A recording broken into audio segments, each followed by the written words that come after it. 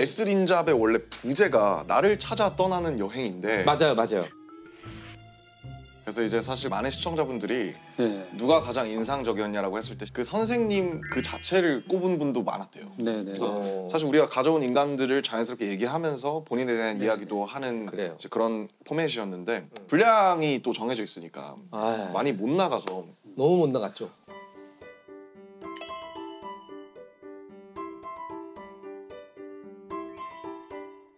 아, 이게 그쵸. 이게 우리가 불안하거나 혹은 기분이 좀 막 다운되거나 이럴 때 각자 그런 상황에서 그런 감정 상태에서 어떻게 해소하세요? 김상학 교수님은 근데 사실 제일 궁금해요, 사실. 왜냐면 굉장히 단단해 보이셔서 차돌처럼 단단해 보이셔서 그거 약간 그게 오해하시는 거죠. 그게 오해하시는 거죠. 저는 사실 아까 얘기를 들으면서 심채영 박사님이 굉장히 단단하고 자기에 대한 어떤 확신 이런 걸 쭉 갖고 계셨던 것 같은데 저는 오히려 그랬던 것 같진 않아요. 되게 마음도 여리고 항상 뭔가 이렇게 좀 더 잘해보고 싶은 생각도 있었고 너무 많이 여기저기서 느꼈기 때문에 글쎄 그 뭐라고 딱 집어서 얘기하기도 어려울 만큼. 아니 근데 교수님은 사실 본인이 원하고자 하는 것들을 다 성취해내셨잖아요. 차곡차곡. 그러니까 이제 그렇죠. 제 3자가 보기에는 뭐 큰 실패는 없었고 큰 어려움이 없었던 것처럼 보이지만 개인적으로는 끝없이 항상 더 앞서가는 사람들이 항상 보였고 그렇죠. 보이죠. 그런 것들을 언제나 사실 제가 그래서 이제 뭐 농담 반 진담 반으로 했던 얘기 중에 하나도 저는 정말 물리를 사랑하는데 한 번도 물리의 사랑을 받은 적은 없어요 라고 얘기하는데 그러니까 언제나 저보다 잘하는 사람들이 있었고 그게 눈에 많이 보였고 주변에 많이 계시니까 그런 분들이 그런 것 근데 언제나 그런 사람들이 있지 않았나요? 네, 있었고 있어요. 찾게 되고 뭐 어떻게 딜하셨어요? 어떻게 그런 것들? 아니 극복이라기보다는 그 어차피 안 되잖아요. 그러니까 정말 잘하는 사람들을 많이 봐가지고 계속 이제 자기의 어떤 그 기대를 꺾어가면서 온 거죠. 언제나 뭔가 그 열등감이 저를 그 되게 드라이브하는 동기가 됐던 적이 많았던 것 같아요. 제가 옛날에 되게 한 3년 정도 준비한 대작 영화가 또 있었는데 거의 투자 직전까지 갔다가 투자가 좌절돼가지고 영화가 엎어졌어요. 그러니까 지금의 임금 체계와 달라서 영화가 엎어지면은 다들 돈을 10원도 못 받고 끝나는 거예요. 그게 3년이든 2년이든 상관없어요. 미안하다, 야. 내가 감독이 내가 아니었고 딴 사람이었으면 똑같은 시나리오로 투자 받았을 거야. 우리 와이프도 맞아 막 이런 얘기를 하고 우리는 어찌됐든 왜 위로인가요? 그네들을 다른 데로 좀 웃기고 의뢰해 주려고 하고 저도 아무렇지도 않은 줄 알았어요. 야, 그럴 필요 없어. 또 하면 되는 거야. 이게 우리의 숙명이야. 그러고 차에 탔어요. 대리 기사님을 불렀죠. 차에 탔는데 시동을 걸고 기사님 라디오 좀 틀어주세요. 그리고 이제 그 오디오를 킨 거예요. 근데 그게 그 전에 CD 모드로 돼 있었나 봐요. 근데 제가 그 영화의 엔딩으로 쓰고자 했던 곡이 그때 돌아간 거예요. 영화네, 영화. 현실이 너무 자규적이다. 진짜. 현실이 더 영화네요. 그 순간에 눈물이 흘러내리는데 난 내가 그렇게 좌절하고 슬퍼하는지 몰랐어. 막 우울한. 펑펑 거예요. 근데 저희 와이프가 옆에 같이 타고 있었을 거 아니야. 너무 가슴 아팠겠다. 맞아. 아니 자기 무릎 탁탁탁. 어떡해. 여기 누우라고. 누워가지고 기분이 무릎에서 막 그러면서 왔거든요. 그 영화가 이렇게 저기 되고 그럴 때 어떻게 있고 어떻게 극복했나가 갑자기 생각이 났는데 다른 아이디어를 떠올렸어요. 그래서 그거를 쓰기 시작한 거예요. 그걸 빨리 이걸 쓰면 또 그게 그 즐거움이 있잖아요. 막 설레고 막 새로운 뭔가 아이템이 떠오르면 새로운 세계가 펼쳐지는 것 같고 그래서 제가 하림 씨 노래 중에 그 노래 좋아요. 사랑이 다른 사람으로 잊혀지네. 돌려막기에 관한 얘기. 그렇죠. 이번 영화 망했어. 다른 아이들. 이걸로 돌려. 이걸로 한 번은 걸리겠지.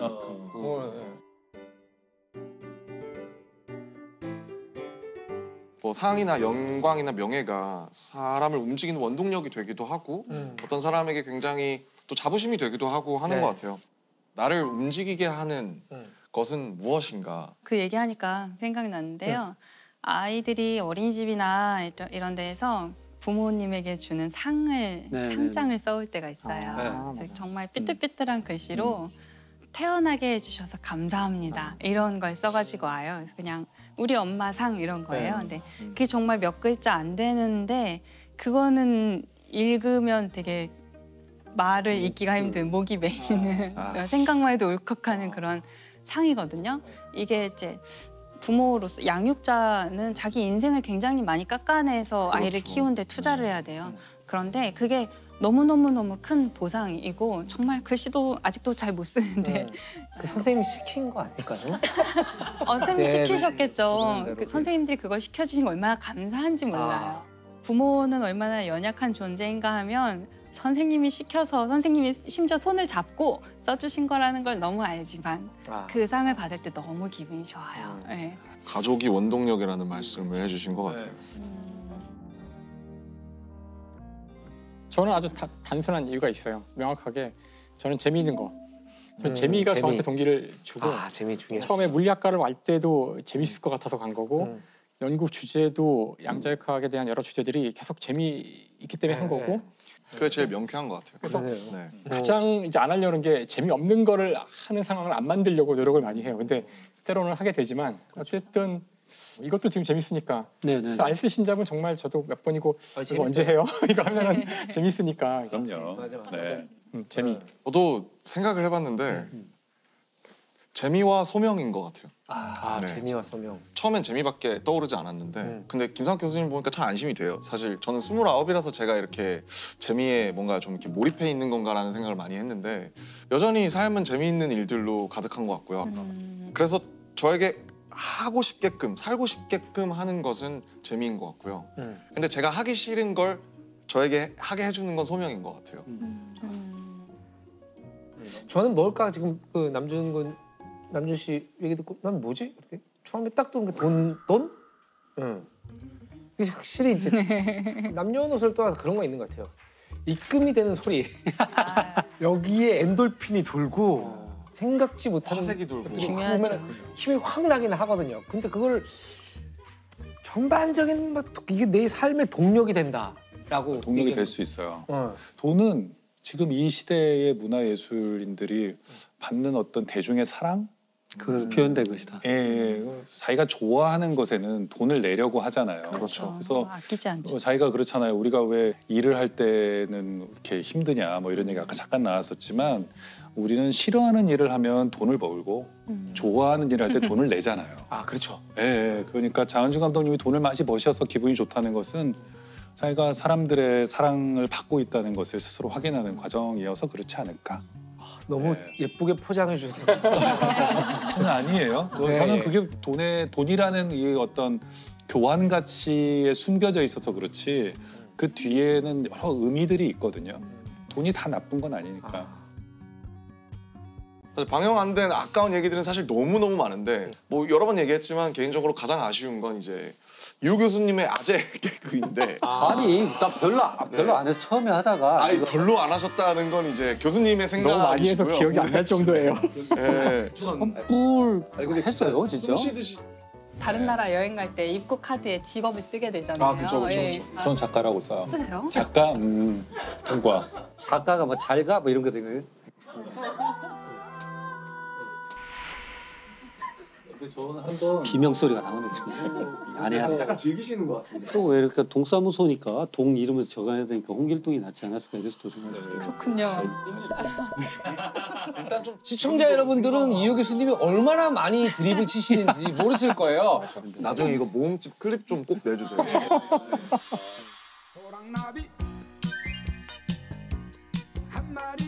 한 명 누굴까? 아수인 교수님 아이실 것 같아요. 아이예요? 네. 아이가 들어보이신다 아이네. 아마 커피를 너무 많이 먹어서 카페인 중독에 가까운 하루에 몇십 잔을 마시면 쇼크가 오지 않나요? 그래서 발작인가? 그렇죠. 더 잘하실 것 같은데. 진화할 것이 앞으로 어떻게 뭐 이런 거 다 다른 것 같아요. 생명을 묻다라는 책이죠. 저는 처음에 이제 장내 옆에서 하는 줄 알고 묻다 이런. 생명을 묻다인 줄 알고 고르신 건가요? 그래서 눈에 띄셨구나. 알랭드 보통의 불안이라는 소설 언급을 하셨는데 다들 읽어보셨을 거 아니에요. 보통 사람들 다 있나 봐. 네. 이게 자꾸 웃으면 안 되는데 웃겨요. 가끔. 예. 밥 내가 다 먹었네. 이렇게 쌓였어요. 밤은 낮에 먹어야 맛있어요. 저 많이 먹었어요. 아니요. 이게 맛있더라고요. 저 만들었어요. 지나가다 보니까 계속 전봇대에 전주에 올라가지 마시오 이렇게 돼 있대요. 자기는 광주에 사는데 그래서 지금 아재 개그만 지금 3분째. 빨리 와서 막아줘요. 아주 너큰거 아재 피했어. 개그만 아주. 계속. 아니 근데 진짜 숨 쉬듯이 치셨는데 좀 많이 안 나가서 서운하시진 않으셨어요? 아유 진짜 기억이 별로 없어서. 일상생활이셔서 못 느끼시는 것 같아요. 본인이 인지를 못 하시는 것 같아요. 마치 우리가 호흡을 못 느끼듯이. 그래서 호흡하는 거. 방송을 보면 네. 처음에는 이제 이효 교수님이 가끔 이렇게 개그를 던지시는데 뒤로 가면 우리가 다 그러고 있어요. 근데 우리가 다 호며들었다고. 교수님 스타일의 그 감염된 개그가. 거죠. 네. 또 왜 사람들은 크리스마스에 뭔가 기적이라는 단어나 이런 걸 많이 떠올리는지. 크리스마스는 그런 기적들을 기대하는 마음도 강하고 그래서 중세 그 유럽에는 크리스마스에 뭔 일만 일어나면 이게 또 크리스마스의 기적인가 막 이러고 그랬었다고 그래요. 근데 흥남 철수 작전도 이제 크리스마스의 기적으로 불린다고 하는데 네. 제가 교과서에서 배웠는데 까먹었어요. 흥남 철수 작전에 대해서. 그거에 대해서 우리 김상우 선생님이 밀덕으로 하실 말씀이 많으실 거고. 흥남 철수 작전이 6.25 전쟁 당시에 있었던 일이죠. 그렇죠. 6.25 전쟁 당시 첫 해죠, 첫 해. 그러니까 첫 해에 저희가 전쟁이 터지자마자 쫙 밀렸잖아요. 그래서 네. 부산 쪽까지 거의 밀려갔다가 이제 인천 상륙 작전을 통해서 다시 반격을 하기 시작해서 그때 분위기는 이제 뭐 크리스마스 전에 전쟁이 끝나겠다 했다가 그때 이제 중공의 개입으로 중국의 개입으로 중공군의 개입. 네, 중공군의 개입으로 갑자기 이제 전선이 막 돌파당하고 해서 이쪽 그 강원도 쪽으로 올라가던 부대 같은 경우는 완전히 퇴로가 차단당할 그 위기에 처해가지고 급하게 철수를 하여 이제 흥남이란 항구를 통해서만 육로로 갈 수 없는 상황이라서 흥남이 우리나라 지도상에서는 이렇게 움푹 들어간 강원도 북쪽 네, 원산 고 네. 북쪽에 있는 거거든요. 그래서 그쪽이 완전히 지금 벌써 다 차단당한 거죠. 그래서 도망갈 방법이 이 항구를 통한 그 배를 통한 것밖에 없기 때문에 부대가 철수를 그쪽으로 다 해야 했었고 그 지연 작전을 위해서 몇 개 부대가 희생을 해요, 사실은. 네. 그래서 거기서 그 특히 미군 그 정확한 부대 이름을 까먹었는데 해병 1사단인가? 해병대 해병 1사단 맞네요. 네. 너무 쉬운 이름 아니에요? 해병에 있어요? 해병 1사단 맞아요. 보통 장진호 전투라고 맞아요. 해요. 장진호 지금도 미군 사관학교들에서 반드시 이제 교육하는 전사 중에 하나고 장진호 전투가 그 개마고원의 이제 장진호로 이어지는 그 라인에서 전투를 한 건데 아까 잘 설명해 주셨지만 미군들이 볼 때 갑자기 유령들이 나타난 것처럼 느꼈대요. 중공군. 그러니까 중국이 참전한다는 걸 모르고 있던 상태에 그러니까 북한군보다 훨씬 잘 싸우는 지난 몇십 년간 유격전으로 단련된 팔로군 그렇죠. 이런 팔로군. 부대가 들어와 버렸기 때문에 이 멤버들이 산을 너무 잘 타고 뭐 무기도 변변치 않은데 소못 하나 가지고 뭐 동해번쩍 서해번쩍 하니까 미 해병들은 그런 전투를 해본 적이 없거든요. 그래가지고 처음에는 해병들이 굉장히 밀려요. 미 해병이 밀리다가 나중에는 이제 피해를 최소화하면서 이제 후퇴를 한 그러니까 이긴 전투가 아니라 진 전투지만 계속 배우는 전투예요. 그죠? 네. 정말 잘한 것이죠. 그때 그 도로 일단 겨울이라 다 얼어붙은 도로들이고 이미 수적으로 너무나 이게 상대가 안 되는 상황이라 원래 현대전에서는 이렇게 금방 포위를 당하면 버틸 수가 없어요. 하루 정도만 차단을 당하면 더 이상 총알이 없거나 그런 상황이거든요. 그러니까 지금 보급도 시원치 않고 음식도 시원치 않고 물도 잘 없고 이런 상황인데 최대한으로 버티면서 시간을 벌어주는 바람에 거의 대부분 부대가 거의 무사히 다 철수를 하게 되는데 이제 그때 많은 스토리가 있죠. 왜냐하면 그 갑자기 이렇게 차단을 당하자 이제 그동안 어쨌든 미군과 한국군이 많이 밀고 올라갔으니까 그 점령 지역에 있던 그 남한 쪽 사람들 내지는 이제 우리를 반겼던 사람들이 갑자기 위기에 처한 거죠. 일부러 아마 북한에서 이쪽을 마비시키려고 민간인들을 대거 죽일 거라는 얘기를 막 퍼뜨려. 그러면 이제 민간인들이 도망가려고 모일 때 오히려 이게 이쪽을 엉망진창으로 만들 거기 때문에. 그리고 미군이 그 당시에 뭐 이렇게 해군력 같은 것은 압도적이었기 네네. 때문에 항구 쪽은 그래도 지킬 수가 있는 상황이고 산에만 들어가면 이제 뭐 동해번쩍 서해번쩍 하는 중공군 때문에 죽어나가고. 네, 이들은 걸어서 도망가봤자 이미 갈 수 없는 상황이라 다 같이 흥남으로 이제 밀려오게 돼요. 여기가 아니면 그래서 민간인들 엄청 그 막 네. 배 타고 그런 네. 영화에서 봤던 거 같아요. 국제시장 네, 나오잖아요. 국제시장. 네.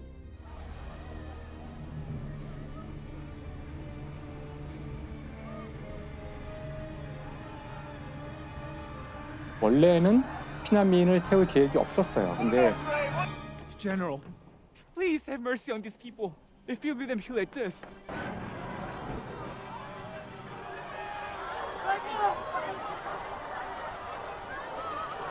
군인들을 위한 물자들이 많이 있었는데 그걸 다 버리고 민간인을 더 태우려고 했다고 하더라고요.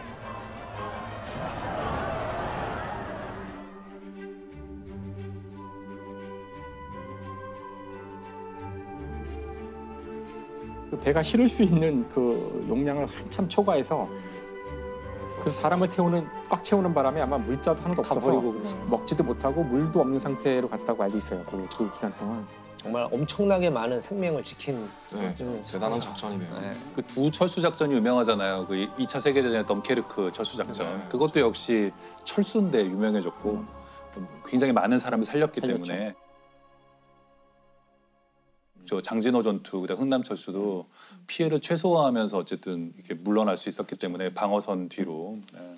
많은 피난민을 태우고 그래도 같이 철수를 할 수 있어서 우리가 그거를 기적이라고 부르죠.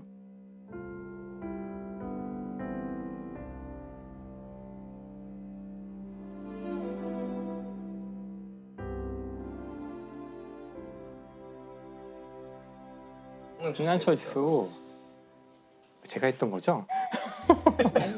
그랬었죠.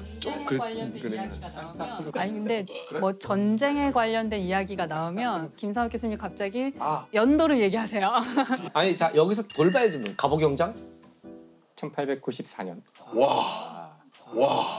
우리가 왜 얘기하지? 괜히 했어. 챗 GPT신가요? 김상욱 교수님과 그 김용하 작가님의 티키타카가 장난 엄청 아니었죠. 미리 얘기하고 오신 줄 알았어요. 네. 진짜. 원래 저희는 미리 얘기하질 않아요. 네. 네. 아, 미리 얘기하지 않아도 이미 다 통하는 게 있나 그건 보죠. 아니고 제가 놀래죠 언제나. 제가 네. 얘기를 할 때 치고 들어오시는 거잖아요. 그렇죠. 그 반대는 없었거든요 거의. 그러니까 아니요, 김상욱 교수님도 많이 치고 들어갔어요. 그렇죠, 맞아요. 그 케미를 저희만 느낀 게 아니죠. 네 맞아요. 우리 시청자분들께도 약간 연말 시상식에 보면 마지막 베스트 커플상 이런 거 있잖아요. 있죠. 근데 1위가 영화 X 상욱의 경력직 케미였습니다. 경력치. 경력직. 진짜 대단했어요 저거. 역시 경력은 경력이다. 와. 예.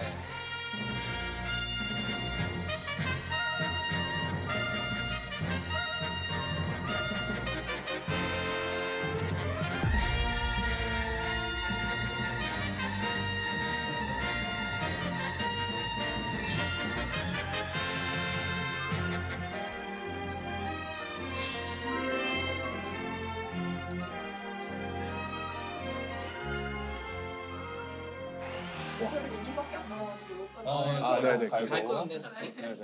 언제 끝났죠 이러다 오늘 우리? 뭐 이 정도쯤이야.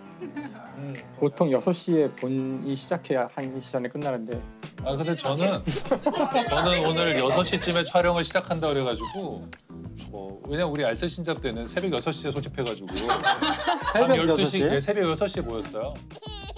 와, 진짜 생각보다 스파르타구나. 그러니까 이제 오늘도 이제 보시겠지만 정말 다양한 이야기를 이런 정도의 집중도를 가지고 하기가 쉽지 않거든요. 이런 정도의 이야기를 하시는 자리가 많지 않고 그래서 다행입니다. 교수님만 믿고 따라가겠습니다. 그게 아니라 일초의 망설임도 없이 이 책의 함의가 바로 그 전투를 이야기하는 거죠. 그 두 문명이 만남의 순간에 있었던 일을 코르테스인가요? 그렇죠? 코르테스죠. 네. 코르테스가 이끌고 갔던 몇백 명의 최초의 이제 스페인 콜럼버스 같은 사람이구나. 엄청난 화산이 폭발이었던 거예요. 1600년 만에 큰 화산 폭발이어가지고 1815년 네, 그렇죠. 중요한 사건이에요. 버섯? 광버섯. 광버섯은 마약의 환각제 원료로 사용하는 버섯인데 아니 둘이 녹화지는 거 짜고 왔어요? 이렇게 하나 하면 하나 하고 광버섯을 알다니 대단한 걸. 코로나가 알려준 변치 않는 정말 진실? 사실이랄까? 그건 바로 과학기술이 얼마나 중요한지를 보였다고 저는 생각해요. 내가 그 얘기 하려고 그랬는데. 아니, 하실래요? 제 생각에 이게 텔레파시가 그냥 느츠신의 삼체가 거기서 나온 거예요? 무슨 삼체요? SF 소설인데 삼체. 김상훈 선생님 전에 저한테 추천하셨는데 일단 둘이 두껍더라고요. 되게 친하신가 봐요. 김연아 작가님이 저한테 추천했던 소설이 있었어요. 기억나시나요? 여러 권 있었던 것 같은데요. 밀랑 쿤데라의 아 참을 수 없는 존재의 참을 수 없는 가벼움. 존재의 가벼움을 네. 그때 제 눈을 이렇게 바라보면서 꼭 보라고 하셔가지고 알쓰린잡 사행시를 하셨어요. 이걸 하면 어떻게 해요? 근데 저희가 해드릴게요. 이걸 읽는다고요? 안 하시는 게 좋을 것 같아요. 이거는 안 하시는 게 좋을 것 같아요. 그래서 아껴서 드리는 말씀이에요. 경력직의 바이브인데 이거 안 해야죠. 조금 그리지만. 제가 지켜드릴게요.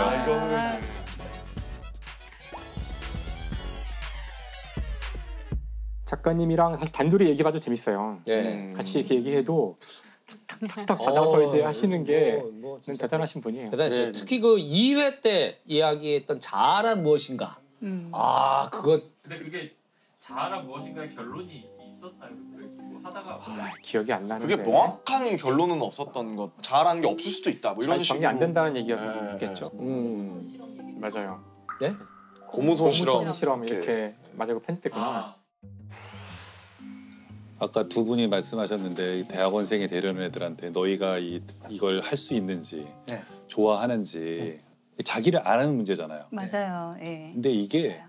철학적으로는 굉장히 어려운 문제거든요. 자기란 무엇인가? 지금 이제 직업을 선택해야 되는 사람들에게는 이 문제가 굉장히 어려운 문제예요. 맞아요. 그러니까 맨날 물어보거든요. 네 가슴 떨리는 일을 해라. 그치. 네가 좋아하는 일을 해야만 한다. 근데 굉장히 어려운 도전이에요.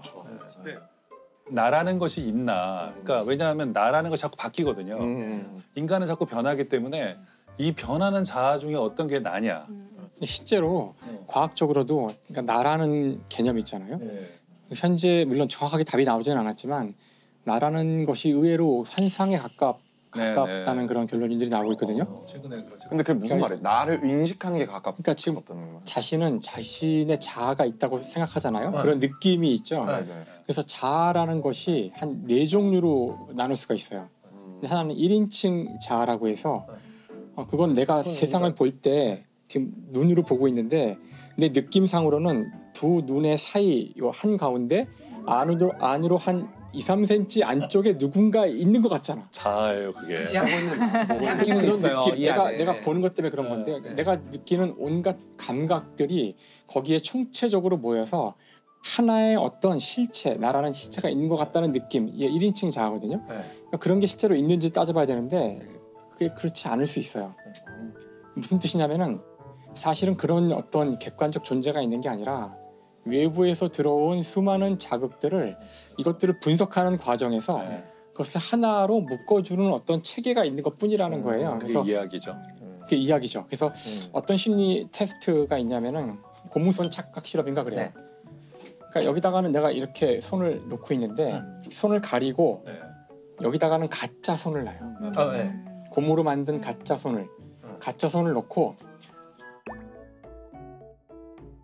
그 다음에 붓으로 살살 여기 만져주는데 동시에 똑같이 해야 돼요. 예, 그러면서 나는 얘를 보고 있는데 그럴 경우 이 손이 내 손이라고 느껴지거든요. 이게 뭔지 알 것 같아요. 네. 집중하셨나요? 네. 이거는? 이거는?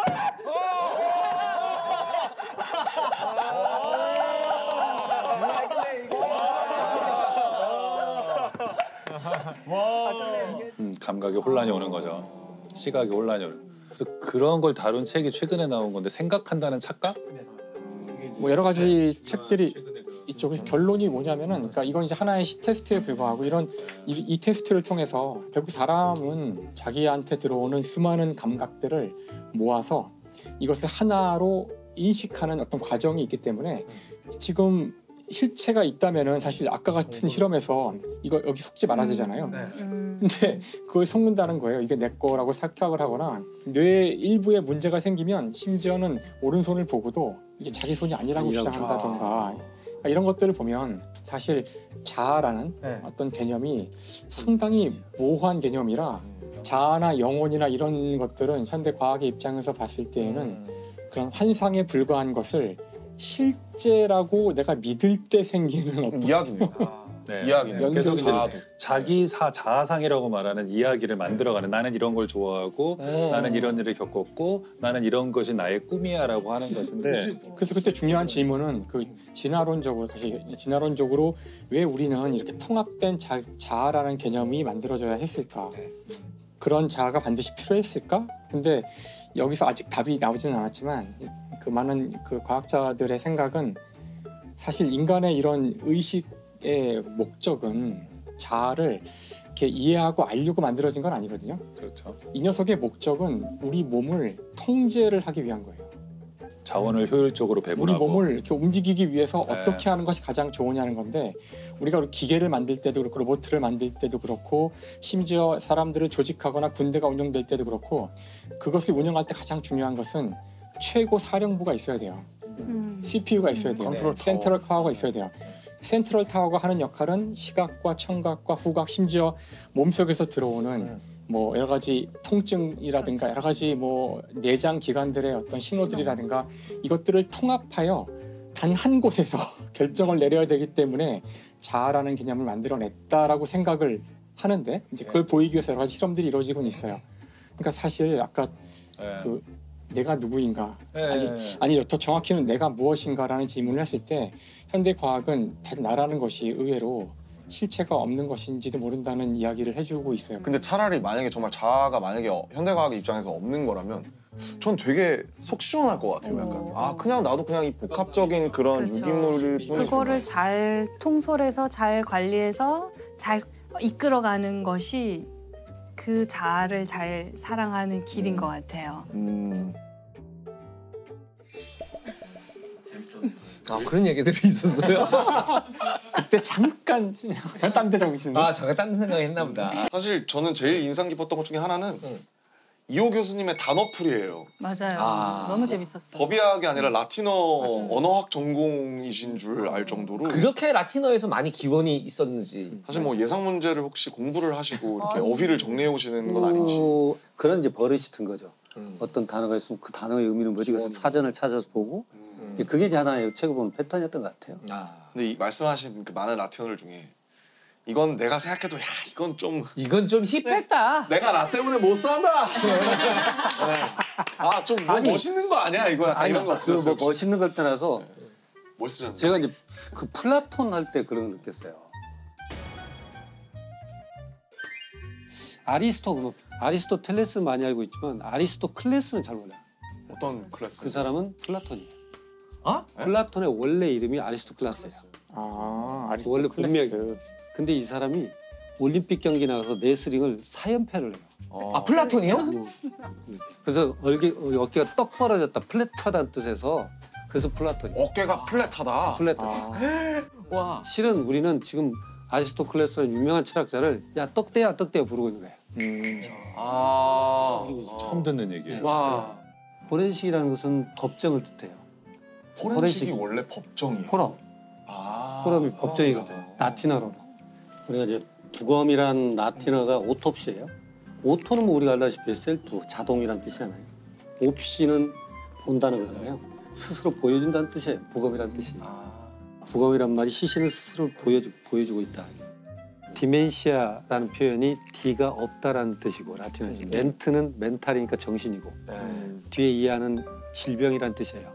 정신이 없는 이런 질병을 이제 디멘시아. 근데 이걸 일본 사람들이 어리석을 치자와 어리석을 매자를 써서 어리석은 어린애처럼 이렇게 치매를 써서 정신의학과에서는 치매란다는 비인격적 단어다. 하고 우리가 인지 장애가 발생하고 있다고 보자. 이렇게 이제 바꾸려는 경향이 있어요. 그래서 어디서도 그 얘기를 안 길래 이거 나만 계속 써먹어야지 이러고 그게 되게 재밌었어요. 우리가 무슨 얘기하고 있으면 갑자기 어원을 딱 짚어주시니까. 그래서 사람들이 제 주변 사람들은 그거 다 준비해 오는 거냐, 뭔가 짰냐, 뭐 이런 얘기들을 하시는데 아니잖아요, 진짜. 아닌 게 소름이죠.